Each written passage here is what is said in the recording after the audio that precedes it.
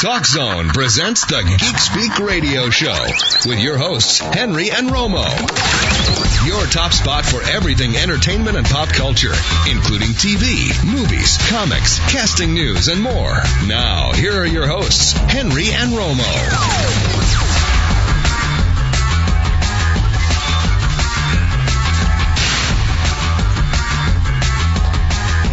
Oh, wait, that's us. Hi, we're here. Welcome to the Geek Speak Radio Show. It is Tuesday. We're going to have a lot of interviews today, so I was going to try to scare you. Yeah. Now, this one actually, and again, I've been in radio a long time. I've done a lot of remotes from the Winchester Mystery House in San Jose. I've never actually been in the house. Yeah, me too. Believe it or not. I don't know why, because this is the kind of stuff that I like. I drive by it all the time. Yeah. Yeah. So how about now we kind of go into it now. Nice. By talking to Shozo, who is the general manager at the Winchester Mystery House. Good morning. Good morning. Welcome to the show. So first thing I want to ask you is, like I said, I've known about the Winchester Mystery House. Everybody in the Bay Area knows or is driven by it. Is it considered an actual haunted house? Well, we do have reports that we've had psychics who have been through the house who say there are spirits. We've had employees who have actually experienced sightings, and we have guests who've come through and said they've experienced different things. So, it's reportedly truly is haunted. Again, we're talking to Shozo Kagoshima, general manager of the Winchester Mystery House in San Jose, California. The links are up on geekspeakradioshow.com if you guys want to go on there and take a look at that. So tell everybody about the history of Sarah Winchester and what led to the construction of the Winchester House. Sure, certainly. Sarah Winchester, who was the heiress to the Winchester rifle fortune, lost her family very early in her life. She was married to William Winchester, who was the president of the Winchester Firearms Company. And the Winchester Firearms Company manufactured one of the most famous rifles in American history. It's the first repeater, and it really revolutionized the firearms industry. And after their marriage, they had a daughter who died 6 weeks after birth. And then 15 years later, she lost her husband. And it said that after the death of her husband, she traveled the East Coast and came across a medium who told her that the deaths of her family were caused by the spirits of all the people killed by the Winchester rifle, and that the only way to appease the spirits was by building a house continuously, never to complete it. So in 1884, she moved out to California. She purchased an 8-room farmhouse, and she started building. She built 24 hours a day for 38 years until she finally passed away in 1922. And over the 38 years, the house continued to grow, and there were a lot of oddities in the house, like staircases that go to the ceiling, doors that open onto walls, doors that open 10-foot drops to the garden below. And, the mystery today is, why did she build the house? Why did she build 24 hours a day? Why did she build this 160-room mansion? Why did she have these oddities in the house? Were they really to confuse the spirits that she thought might be after her, or were they just some of her little quirks and oddities as she was continually building that they just never were taken away? When was the house opened to the public? The house was actually, the grounds were opened up in 1923, and the house was opened up in 1932. As you can tell, it was a natural curiosity. People had heard stories about it over those years. They'd driven by and never had a chance to see it up close. And so the house was a curiosity, and it was eventually opened up to the public for their entertainment. Okay, and again, we're talking to Shozo Kagoshima. He's the general manager of the Winchester Mystery House in San Jose, California. The links are up on geekspeakradioshow.com. If you guys want to go on there, take a look at the house, maybe book your tours, because I know it's going to be pretty booked up for Halloween. We're going to take a little break right now. When we come back, we'll continue the conversation with Shozo, so don't go anywhere. The Geek Speak Radio Show will be right back.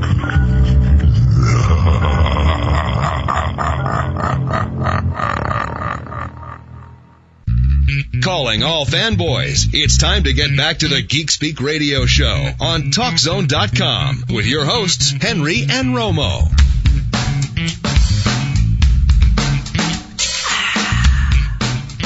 And we are back on the Geek Speak Radio Show, having a conversation with Shozo Kagoshima, the general manager of the Winchester Mystery House in San Jose, California. And again, the links are up on geekspeakradioshow.com. You guys can go on there and take a look at the house if you haven't seen it, because it is pretty famous.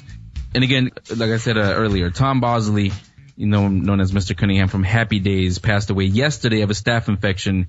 He was 83 years old. So a couple of days after June Cleaver died. I think it was over the weekend. Now, Richie Cunningham's dad, Tom Bosley from Happy Days, dead at 83. Going back to the conversation, Shozo, what are the operating hours now for the Winchester Mystery House? We are open every day of the year except for Christmas, and currently we're open from 9 a.m. till 5 p.m. 7 days a week. If you guys go on the website, and I have been, and you will see the award-winning website, I might add also. It talks about the flashlight tours. Tell us about the flashlight tours. Right. We offer the flashlight tours on a very limited basis. It's only offered on Friday the 13th and for Halloween. And it's an opportunity for our guests to walk through the house in the dark and with only the flashlight and their imagination as they're walk through the tour and learn the history about Sarah Winchester and the house. Are there guides that walk with them, or are they given free rein? No, it is a guided tour, and it's just like our regular tour, but instead of having all the lights on, they go through the house in the dark. And what can visitors expect on the regular tour? Well, what they do is they go through 110 of the 160 rooms. They see, they learn about Sarah Winchester and what she did when she moved out to California, and there's a little bit of a history of the house as well. I'm sure it's pretty booked up for Halloween because we're getting pretty close to it, but can people still go on there and get tickets for the tours? Yes, they can go online and purchase tickets at the website, or they can come in person and purchase them here at the box office. And the flashlight tours are very popular, and we do have a tendency to sell out, especially the Halloween weekend. So if guests are interested, then I would recommend going on as soon as possible. The website is WinchesterMysteryHouse.com, linked up, like I said, on GeekSpeakRadioShow.com. So it is, like you said, a haunted house. Have you yourself experienced anything while at the house, or have any guests reported anything? I've been here for 34 years. I personally have not had any kind of experience like that. I've been through the house, daytime, nighttime, lights on, lights off, and I haven't had any experiences, but I do have friends and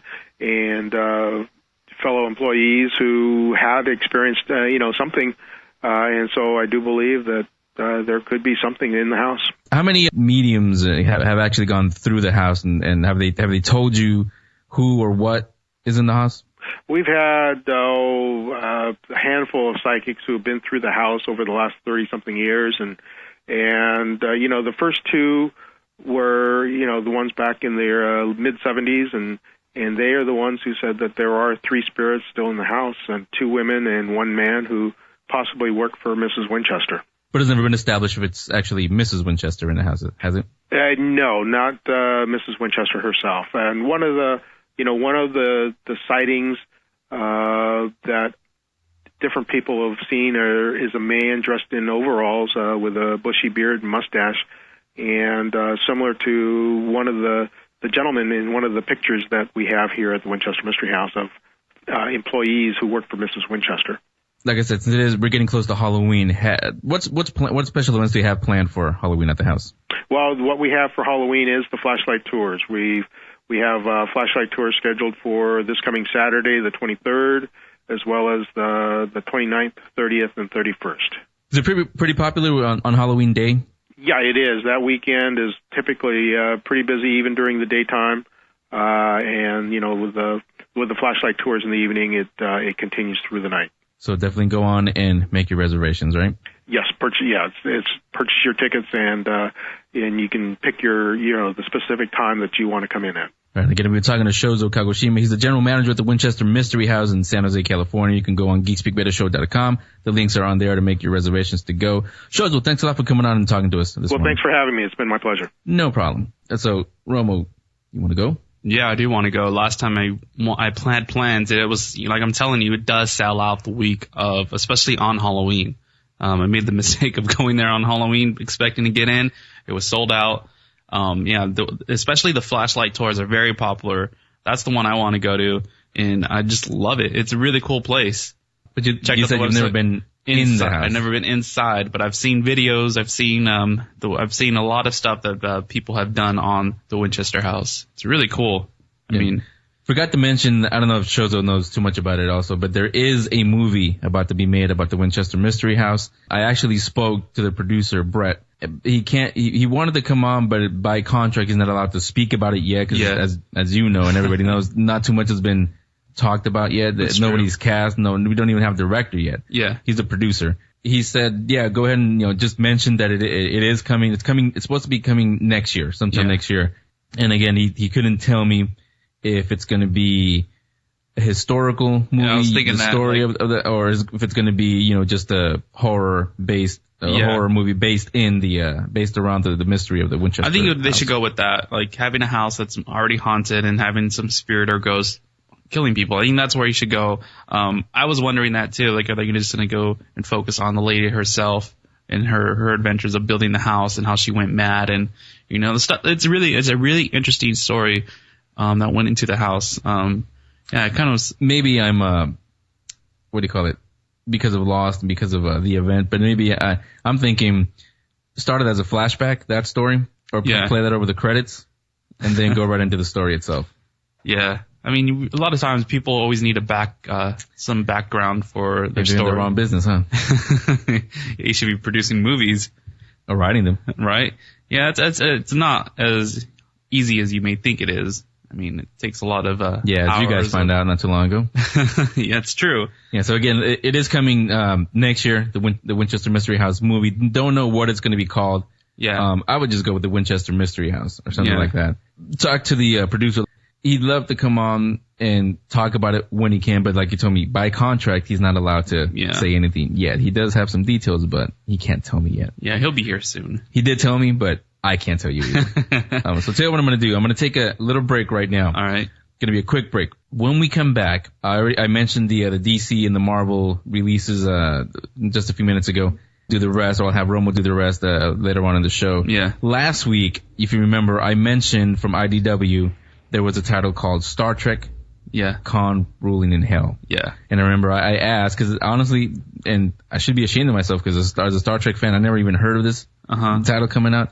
And I asked you, what is that? Is that after Genesis and he exploded and now he's ruling in hell, or what is that? Well, you want to find out? Yeah. Well, good. Let's do that because I have one of the writers on the line. We'll talk to him in just a few minutes. Geek Speak Radio Show will be right back. Government can't control everything without controlling The Geek Speak Radio Show on TalkZone.com.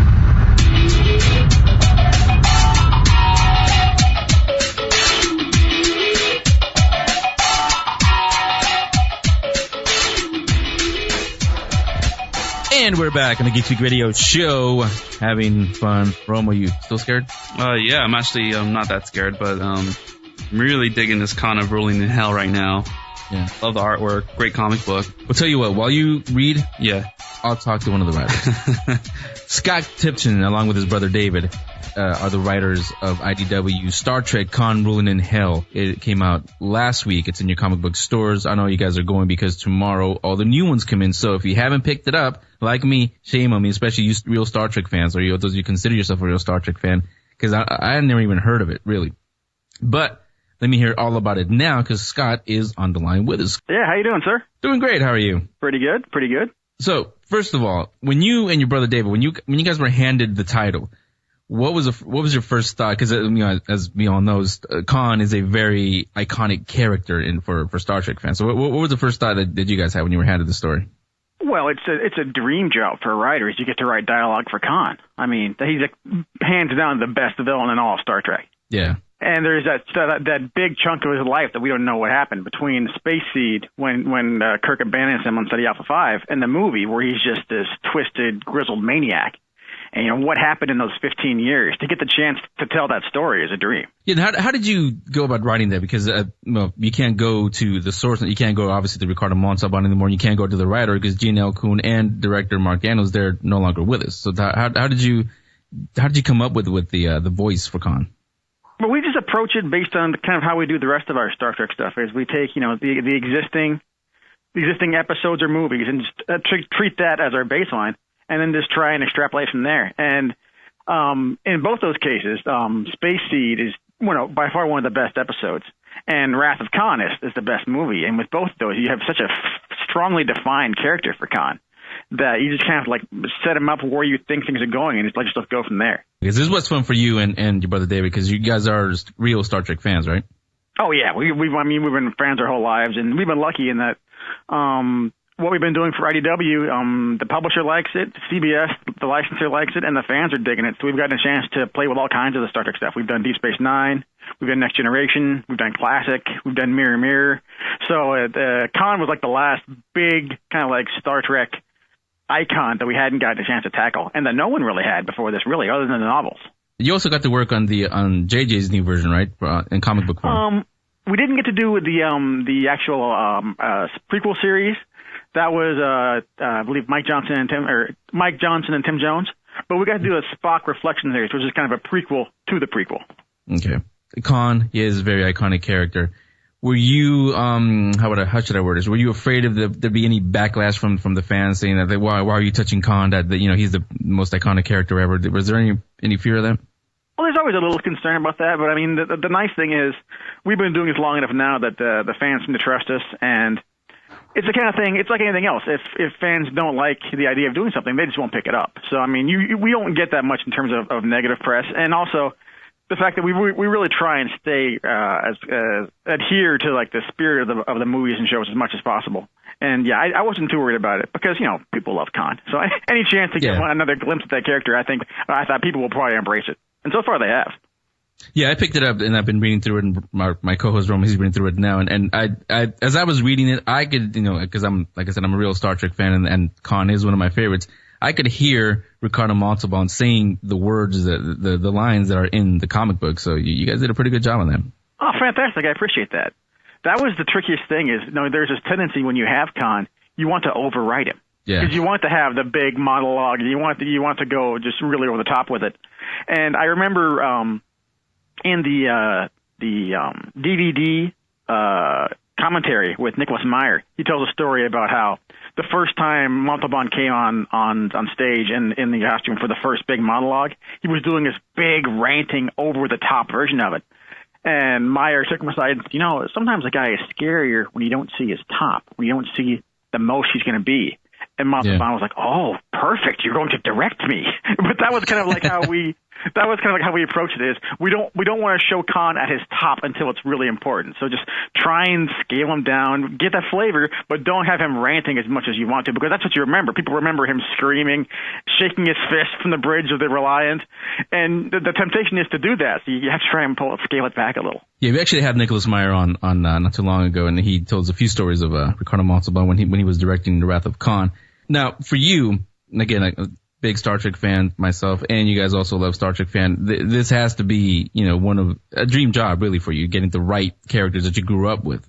Oh, there's nothing else like it. I mean, I had been writing comics already for IDW. I had been working on the Angel books, and I love Angel. But then when they got the Star Trek license, I was like, dude, just give me a chance. Just let me make a couple of pitches, get me in the door. And I threw a couple of pitches their way, and CBS and IDW liked it. And since then, we've been very lucky. I mean, we've been working steadily on the license, which is just fantastic. Khan Rule in Hell, that's going to be a 4-book series, right? 4 issues, yeah. In fact, I just got colors back today from Fabio Mantovani on issue 3. They're gorgeous.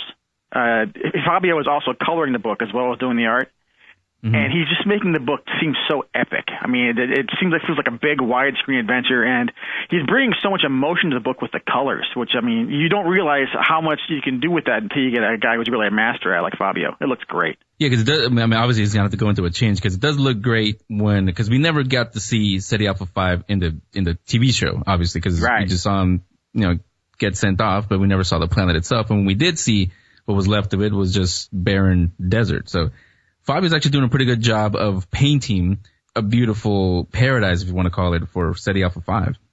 Yeah, that was what I really wanted to set up in that first issue. Is, I mean, for there's this brief moment, Khan has everything he wants. He's got the beginnings of his empire. He's got a world to rule. He's got the woman he loves, and then just like that, everything falls apart. Can you tell us a little bit, without giving too much away, what we can expect from the feature titles? Well, what we'll be seeing in the first issue is them beginning to realize exactly what's happened to them on SETI Alpha 5 and how things are beginning to degenerate. And the thing I wanted to play with in issue 2 is, I mean, I kind of laid the seeds for it in the first issue in that, at this point, Khan has every expectation that they'll be rescued. Yeah. Because you wouldn't think that the Federation would just deposit these guys on this planet and then never come back. And so, I mean, as things go from worse to worse, there's this sensation of, well, Kirk will come back for us. Kirk's an honorable man. And we'll see this kind of like discomfort for the rest of the Khan's followers that, he's not coming back. We need to figure something out. And Khan, no, Kirk will come back for us. And to see that loss of hope in Khan is where we're going into number 2. And that will lead into the next few issues where we begin to see the beginnings of some real dissent among Khan's followers. Yeah, and I was going to say there's also some really good continuity because it starts with Kirk and Scotty in the first few panels. You actually see them land on Ceti Alpha 5, which you didn't see in the TV show. Yeah. I wanted to at least have that moment of like Kirk and Khan saying goodbye, and just to show that respect there, because Khan's a guy with a pretty massive ego, rightly so, because he is the superior, and Kirk bested him. So I wanted to get that point across that at this point Khan has this grudging respect for Kirk. Yeah, you can hear that because he says he best, like you said, he bested me. Yeah. So he has that respect for him, and from where it's going, I mean, obviously we don't know yet, but where it's going, we can see where that wrath from the title, the Wrath of Khan, where it came from. Yeah. Especially what they're about to go through. So we're talking to Scott Tipton. He's one of the writers, along with his brother David, on Star Trek's Khan Ruling in Hell from IDW. We're going to take a little break right now. When we come back, we'll continue the conversation and talk about some other projects that Scott and David have worked on. So don't go anywhere. Geek Speak Radio Show will be right back.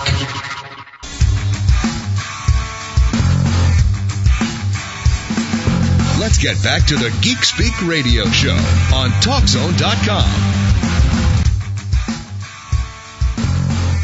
And we're back on the Geek Speak Radio Show, talking to Scott Tipton, one of the writers, along with his brother David, on Star Trek Khan Ruling in Hell from IDW. It's out in stores right now. Scott and his brother David wrote that one. Like I said, Fabio Mantovani, he's the artist on this one. It is a 4-book series. This is the first one. Where is it, Roma? You have it somewhere. So Scott, this is not the first time you've written Star Trek titles, right? So tell everybody about all the other titles, Star Trek and otherwise, that you've worked on. Oh, it's on Star Trek. Let's see. I started off with Klingons' Blood Will Tell, which was a fun project. It was just kind of retelling Rashomon style all of the Klingon episodes of the classic series from the Klingon perspective, which was a lot of fun. And since then, we've done Intelligence Gathering, a Next Generation series. We did Mirror Images, a Mirror Mary series, which told the tale of how Kirk assassinated Pike to regain control of the Mirror Enterprise. Mm-hmm. And we did Spock Reflections, as I mentioned, kind of the prequel to the prequel for the recent movie. And then also several one issue shots. We did an Alien Spotlight for the Gorn, an Alien Spotlight for the Orions, and an Alien Spotlight for the Q, which is probably one of my favorite stories. It was art by Elena Casagrande. And one of the first time I really got to do kind of more of a comedy, which is kind of a Q Picard Battle of Wits, which was fun. Yeah. And then most recently was Deep Space Nine, Fool's Gold, with Fabio Mantovani. So working on all those, which would be your favorite here? The original series, Next Generation, or which one do you like working on? I think I like the classic stuff the best, just because I grew up with that series. So those are the voices that come the most easily to my head. But Next Generation also probably a close second, because Next Gen I watched that as it came out, so I had more of an investment in that one. Do you have a favorite character? Writing for Picard is really fun, just because getting that Picard voice is a treat, and you just kind of have to roll those sentences to get that Patrick Stewart inflection down. So any chance you get to write Picard is a joy. I got to sneak him into my Spock series, and that was a lot of fun. Yeah. You also have a website called comics101.com. Tell us about that. Yeah, for a few years now, I've been doing a weekly column on comic book history and comic book news called Comics 101. It started off when I used to work for Kevin Smith's pop culture site, and then I spun it off into my own site. And so every week I discuss either current events or historical, kind of like histories of famous characters or classic books. And actually, we turned that into a book that's available right now on Amazon.com called Comic Books 101.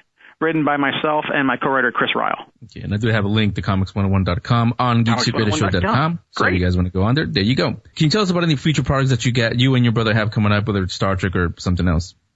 Well, on the Angel side of things, I'm currently working on a new miniseries for the Angel line called Illyria Haunted, which is written by myself and Mariah Huener and drawn by Elena Casagrande. Kind of a focus on the Illyria character from the Angel series. And then the next thing David and I are working on is the Star Trek component of IDW's big crossover event next year, Infestation, which is a wild thing in which IDW's zombie characters will be crossing over into several of their licensed books. So we'll see Zombies versus Ghostbusters, we'll be Zombies versus G.I. Joe, Zombies versus Transformers, and Zombies versus Star Trek. Yeah, I actually talked about that not too long ago on the show when we got the news on that. So again, Scott Tipton, he's a writer, one of the writers, along with his brother David, on Star Trek, Khan Ruling in Hell from IDW. The first book is out in stores right now. When does the second book comes out next month, right? Yeah, so the second issue should be out, I'm guessing middle November. And Fabio Montavani, he's the artist on that 4-book series. You guys, especially if you're a Star Trek fan, you got to go out there and get it. And Scott, tell your brother David, great job. We love it. And I will definitely be adding it to my collection. All right, thanks a lot. Appreciate it. Okay, Scott, thanks a lot for coming on and talking to us about the book. Our pleasure. And you're welcome back anytime. Thanks a lot, man. Yeah, I really love the artwork for Khan Ruling in Hell. Wow, this is really good stuff. Man, he did a really good job with the story, too. As you were talking, I was reading, and, man. See, I was trying to ask you a question during the break, but you just weren't paying attention because you were so into the book. Have you ever seen Space Seed?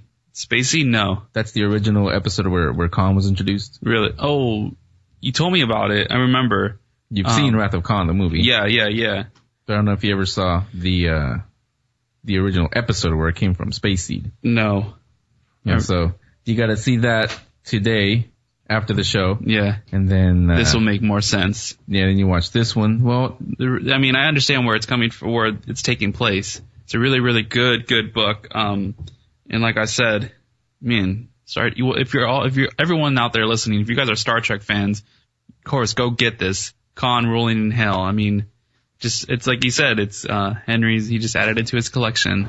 Yeah, it's something that I've always wondered about, and a lot of Star Trek fans have wondered about it. Is what happened between the end of Space Seed and the Wrath of Khan? What caused that wrath that Khan has? I remember because he did say he was ostracized on a planet for, and I do remember. I didn't get to watch all of it, but I remember the main points, like you said. And there is a lot of, I mean, he hates Captain Kirk.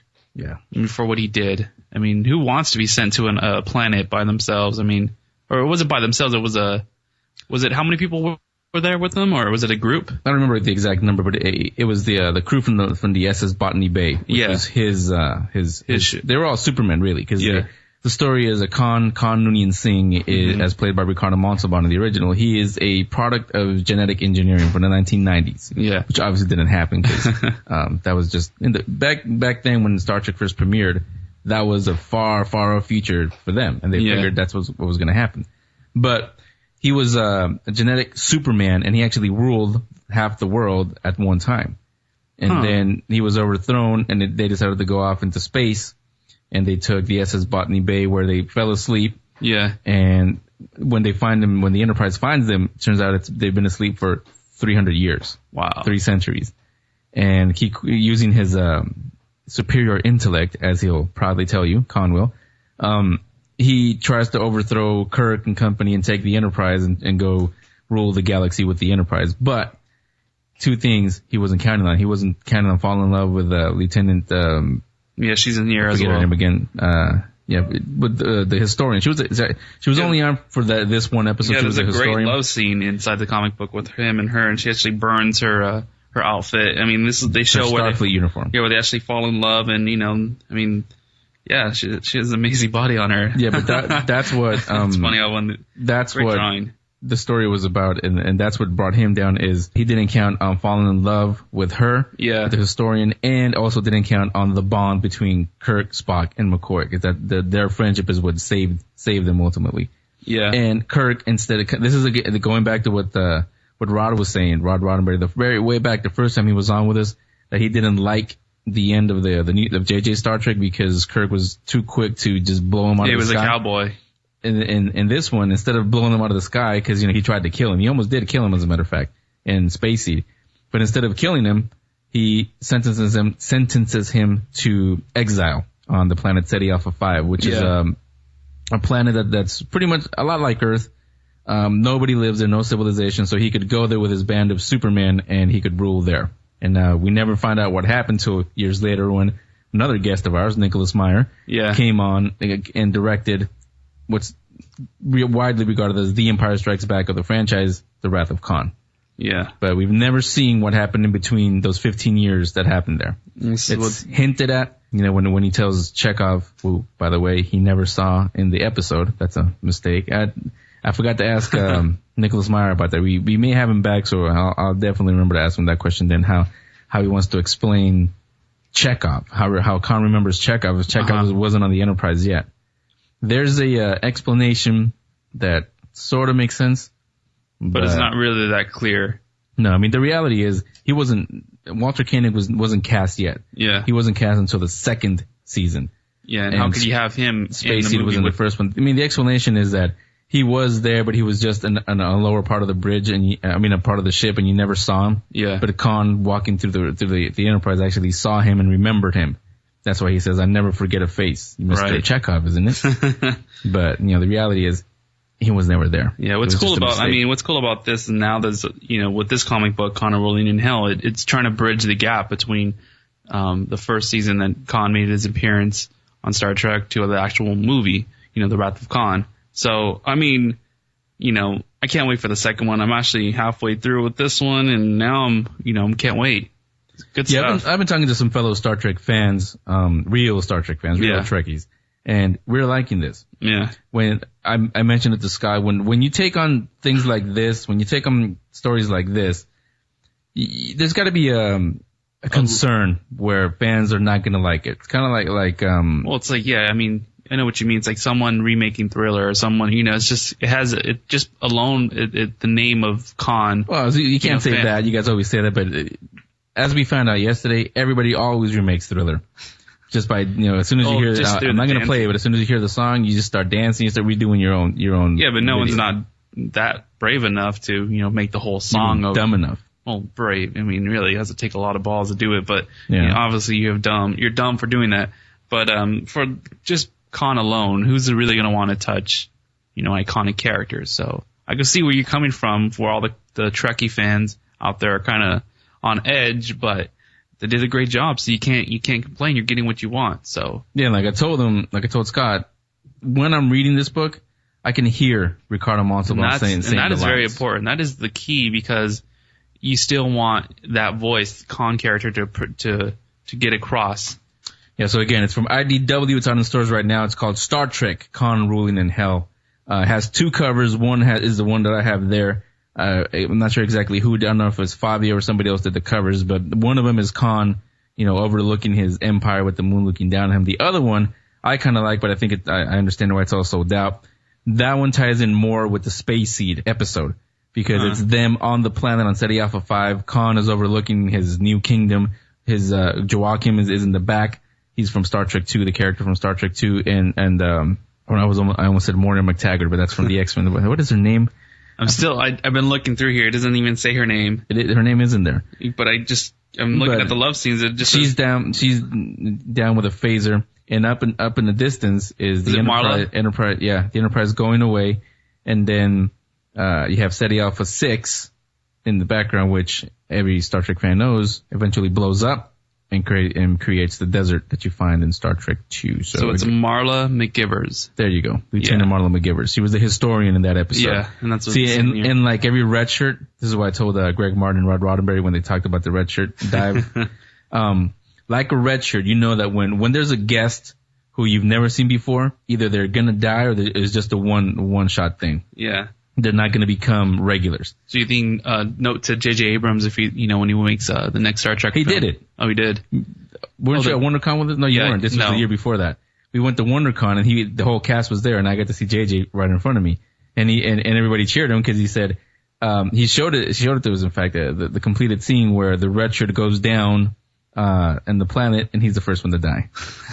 So he left that in. He knows the rule. JJ knows the rule. Yeah. So again, that was Scott Tipton, who we just talked about, along with his brother David. They both are the writers of Star Trek: Khan Ruling in Hell from IDW. Fabi Mantovani is the artist. This is a 4-book series. Book number 1 is in stores right now in your comic book stores. Geek Speak Radio Show will be right back.